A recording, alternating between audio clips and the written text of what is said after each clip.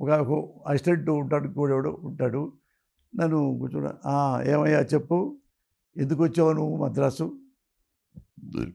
ఏమన్నా హీరో అవుదామని వచ్చావా, రైటర్ అవుదామని వచ్చావా? ఏమవుదామని రాలేదు సార్ అన్న. మరి ఎందుకు వచ్చావు అన్నాడు. అది నా పర్సనల్.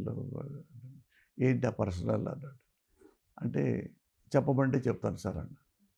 వద్దు, చెప్పొద్దు, నీకు ఇంట్రెస్ట్ లేనప్పుడు చెప్పకూడదు. లేదు సార్, నేను చెప్పండి వద్దు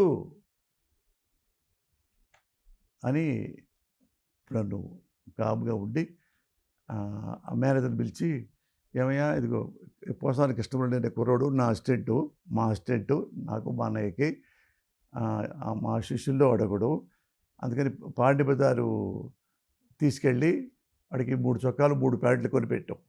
సార్ ఉన్నాయి సార్, ఉండేవయ్యా, ఉంటే ఉండనే, కొత్త బట్టలు కదా, పో నువ్వు కూడా పాండ్య బజార్ వెళ్ళి చూడు, పాండ్య బజార్ అంటే తెలుసా నీకు? తెలియదు సార్. చూడు, నువ్వు చూడు, సరదాగా చూసే బట్టలు తీసుకొని రా.